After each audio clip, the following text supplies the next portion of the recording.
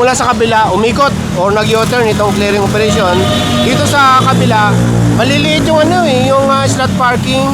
Kaya ina-advise ng authority or ng MMD or even ng lokal, yung mga susunod na magpapatayo ng establishmento, lakihan yung parking or parking space para naiiwasan itong bangketa. Dahil wala na madaanan ng mga tao. At bukod dito, itong isa nakatapat pa sa pedestrian crossing. Magmula sa bungad ng Tolentino, talagang lang ito, kung makikita natin, ginawa na talagang parkingan itong kalsada. Kanya-kanyang pasokan sa grahe. May grahe naman pala. O ito, dala-dala pa yung yung floor mat sa kamamadali. Bukod sa mga apat na gulong, ito, katulad ng sinabi ko kanina, talagang ginawa ng parkingan itong kalsada.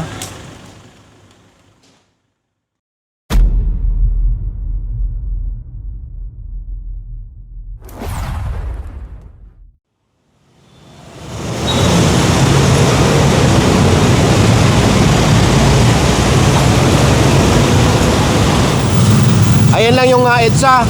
At nasa ilalim tayo ng Skyway. At nandito nga tayo ngayon sa may Cloverleaf. Nadaanan itong truck. Tinitikitan.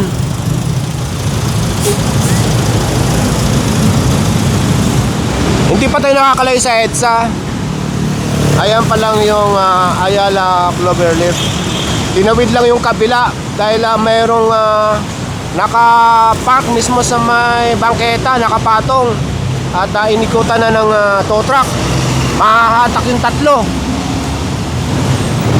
Magandang umaga sa inyong lahat. Ngayon ay July 31, 2026 at sa oras na 8:45 ng umaga. Nandito ngayon ang Special Operations Group ng MMDA dito sa may Bonifacio. Sakop pa tayo ng Quezon City.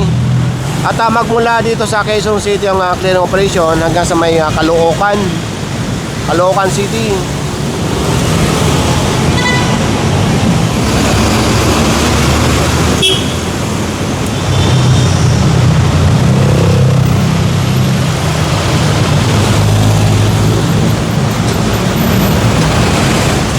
Dalawa na lang pala yung nahatak. Dumating yung driver nung isa.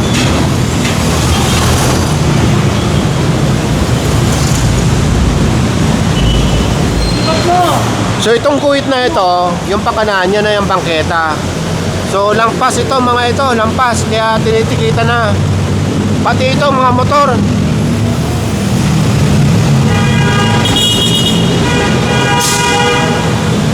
Oh, mayroon pang bakante rito sa loob. Dito pa pinark sa may sakop ng bangketa.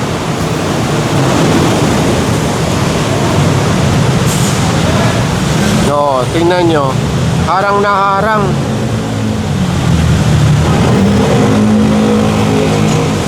May garahe naman pala sila. Pinasok na yung apat na gulong. So ito mga motorsiklo na ito, tinatawag pa ng guard kung sino ang mga may-ari nito. Nakaabang na yung mga tow truck. So andito naman na lahat yung mga may-ari. So i-clear na lang itong bangketa. Okay, tara na. Magmula sa may Bonifacio, kumanan dito sa may Sergeant Rivera at sakop pa rin ang Quezon City. Nakakausli yung hulihan sa bangketa.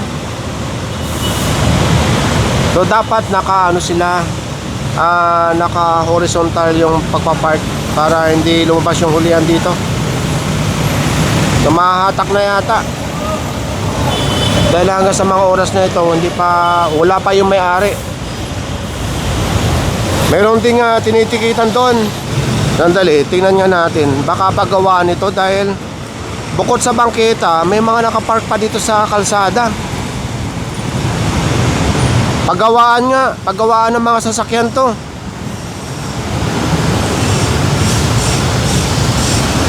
O, paggawaan nga.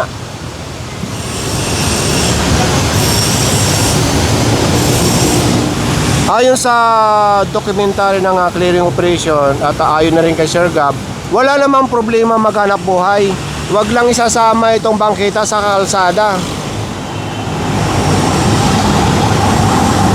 Andito naman yung mga may-ari ng sasakyan. Kaya natikitan at walang nahatak.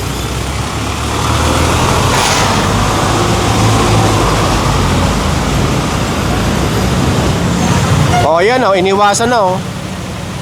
Magmula sa may Sergeant Rivera at hanggang dito sa C3. C3 yan eh, pag ganon, kumanan dito sa may Rizal Avenue. Sakop na tayo ng Caloocan City. So ito, hanggang dito lang yung guhit o. Ibig sabihin, hanggang dyan lang pwedeng akupahan o sakupin ng mga magpapark dito. Tapos ito, bangketa na yan. So, yan, tingnan nyo, iiwasan na.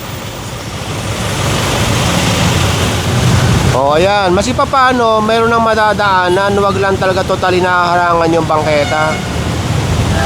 Kaya sa mga kasama nating motorista, hanggang maaari, maski walang clearing operation, wag haharangan yung bangketa or kalsada. Magmula dyan sa natikitan, ipaling ko lang ang camera ha. Ito oh, hindi natikitan kasi meron namang nalalakaran. Nadali kayo. Oh, ayan. Oh, nadali si Kuya. Oh, ayan oh. Ganyan ang magpapapark pag halimbawang gipit yung slot parking. Magmula sa kabila, umikot or nag-U-turn itong clearing operation. Dito sa kabila, maliliit yung yung slot parking. Kaya ina-advise ng authority or ng MMD or even ng lokal, yung mga susunod na magpapatayo ng establishmento, lakihan yung parking or parking space para naiiwasan itong bangketa. Dahil yan wala na madaanan ng mga tao. At bukod dito, itong isa nakatapat pa sa pedestrian crossing.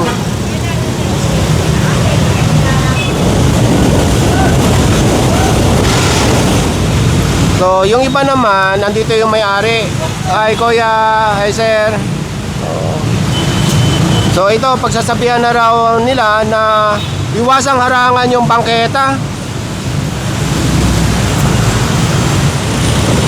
Mahahatak na pala to. Magmula doon sa unahan na mayroon din mga natikitan. Ito, pinaayos lang itong pickup na nakaharang sa bangketa. Pero natikitan yung yun.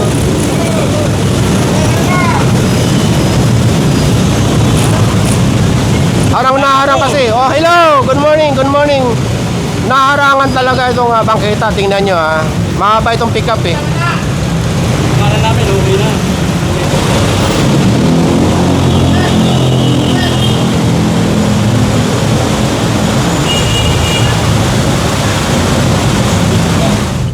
Magmula dito sa Rizal Avenue, balik dito sa C3 at kakanan. Itong C3 ay ito yung 5th Avenue.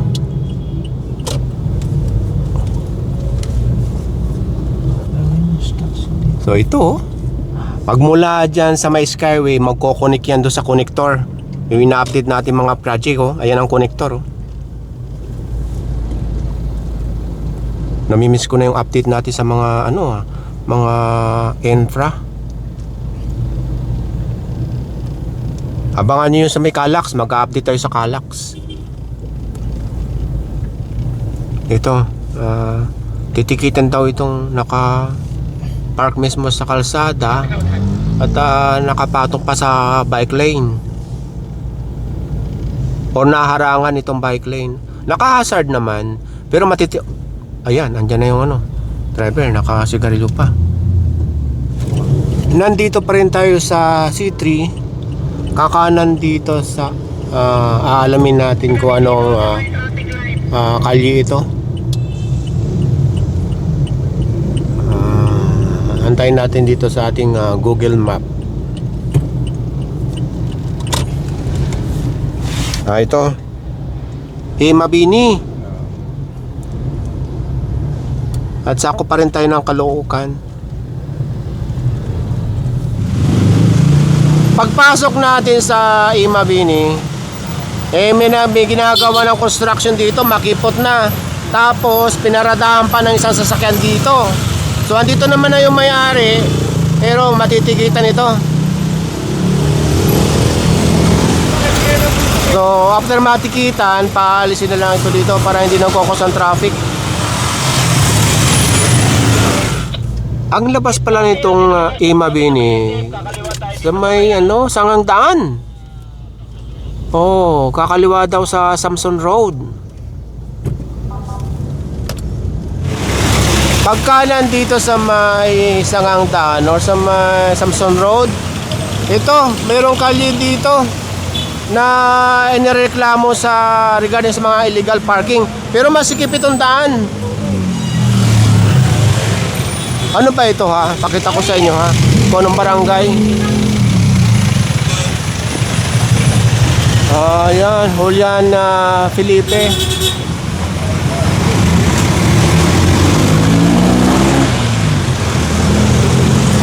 Ngayon ang gagawin dito, wala tayong iskog.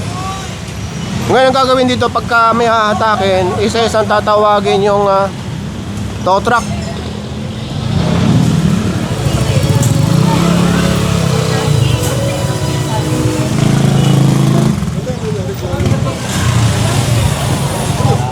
Kailangan po namin ng receipt. So, may-ari daw ng coaching ito ay men in uniform.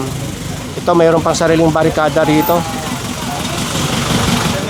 Inaantay na lang yung magpapatikit nito para hindi na mahatak. Pero inoorasan na to.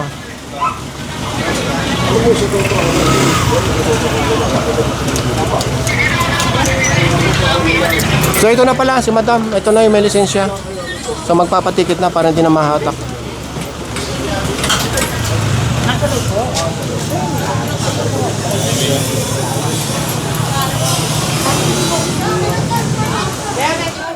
Hello. Babalik na po. Pinapanood ka namin palagi. Salamat John. Kayo naman na mapapanood. Nareklamo yung lugar ninyo. Ayan pinagsabihan na itong mga to sa pagbabalik. Okay po. Bye-bye. Ito pa. Ito pa. Sige. Okay, bye-bye po. Bye. Bye. Kayo rin po. Bye-bye. So ito talaga yung status ng kalsada rito. Talaga makipot maski medyo nalinis. Yung mga tiga 10th Avenue. Nireklamo yung 10th Avenue dahil dito sa mga illegal parking. Ayan So yun, magmula doon sa may Barangay Julian Felipe. So nandito ngayon ang clearing operation sa may 10th Avenue. Hintay mo na tumayo. Ay na nga bumababa na nga yun Bukod sa inahatak na dalawa na ito pa isa yung iba naman, hello ate, ingat kayo ha. Halos naman lahat dahil namimili nga dito sa mga pamilihan dito kung ano-ano. Nakakalabas naman yung mga may-ari or driver. Ito, wala pa rin yung may-ari dito. Andito naman pala yung may-ari. So, ticket na lang ito. At nakaumang pa lang itong tow truck. Magmula sa may 10th Avenue na dalawang nahatak at mangilan-ngilan yung natikitan, kumaliwa dito sa may 5th Avenue. Ito. Nakapatong sa sidewalk. Pero andito na yata ang driver o may-ari. Tingnan natin itong pula. Wala na madaanan Kaya pag yung pula.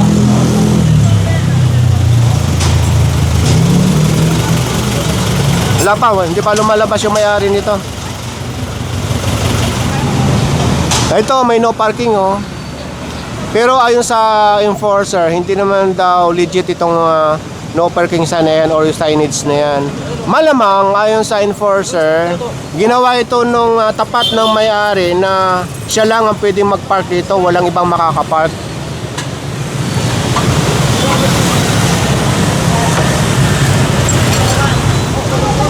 Tama yung iniisip ng enforcer. At napag-alaman natin dito sa kapitbahay, yung natikitan din, nilagay ito ng may-ari ng bahay. Ito na wag parkingan itong lugar na ito. Ngayon, itong hinahatak na sasakyan, hindi taga rito, hindi sa may-ari ng bahay. Yung naglagay nito na para hindi parkingan, pinaparkingan pa rin daw nito.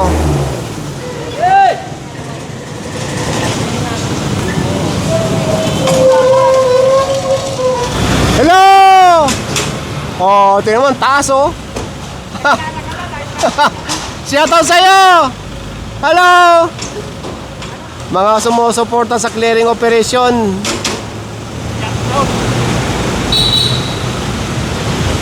Magmula dito sa may 5th Avenue, kumaliwa dito sa Tolentino.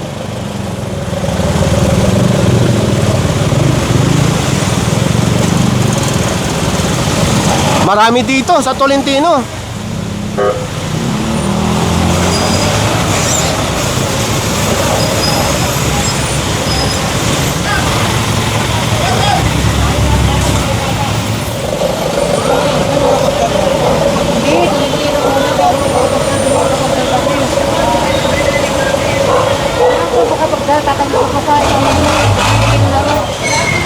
Bali, kaliwat kanan, matitikitan dahil walang one-side parking dito.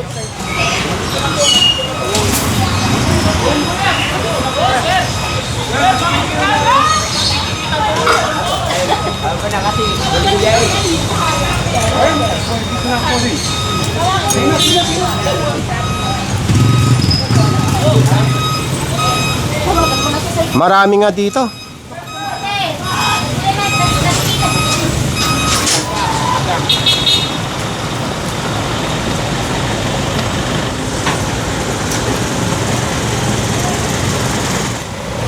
Dami?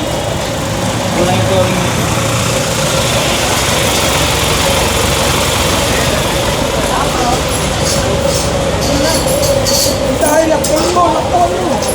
Magmula sa bungad ng Tolentino, talagang ano lang ito, kung makikita natin, ginawa na talagang parkingan itong kalsada.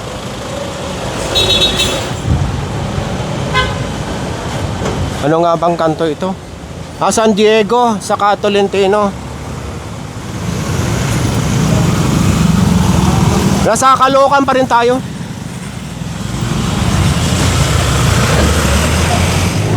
Kanya-kanyang pasokan sa grahe. May grahe naman pala. O ito, dala-dala pa yung yung floor mat sa kamamadali.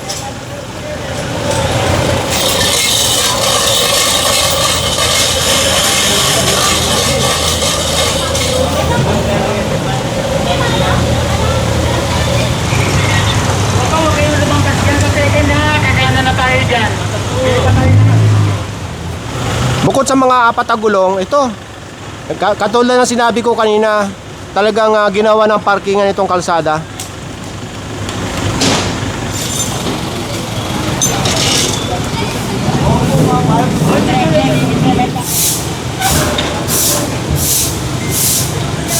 Kasi kung titignan nyo, itong kalsadang ito, two-way.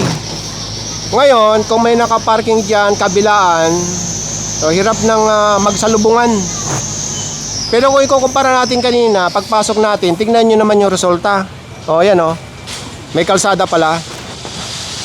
Biglang umayos.